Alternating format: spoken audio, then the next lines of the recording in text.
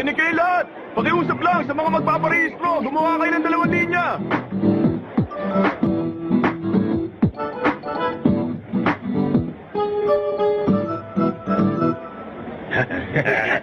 Susunod! 1,500 meters! Go! Susunod! Weightlifting! 30 seconds side-to-side jumps! Ready? Go!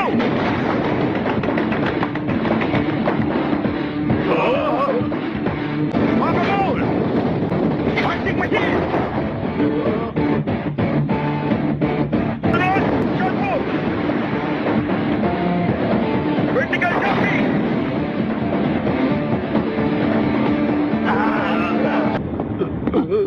Uuwi na ako.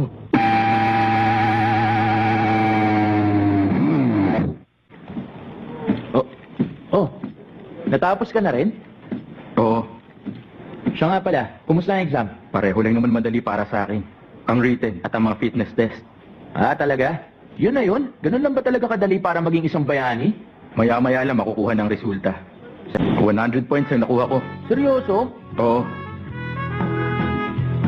Sinasabi rito, sertipikado ako bilang isang Class S hero.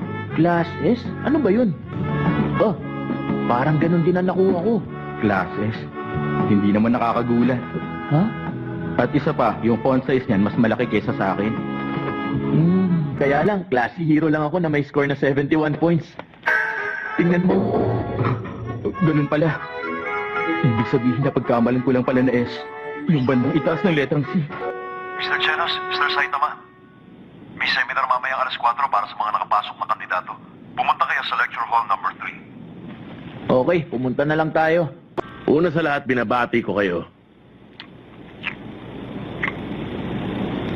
Ang isa sa inyo nakapasa lang ng dahil sa swerte. Dapat lang naman dahil ilalagay ang mga mukha nyo sa website ng Hero Association. Naririnig mo ba ako?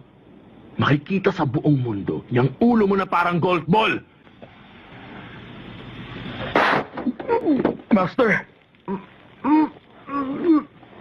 Bilang isang Class A hero, kahit papaano meron akong impluensya sa asosasyon.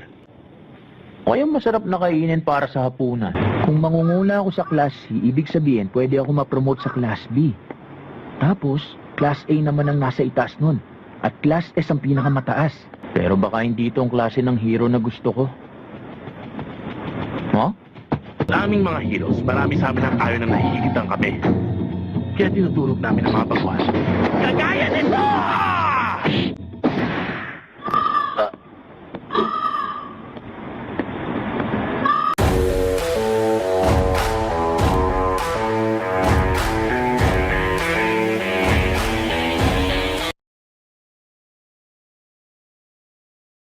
Nahihirapan ba kayong gumawa ng letter? O kaya sumagot sa mga email? Kung oo, i-download nyo tong CC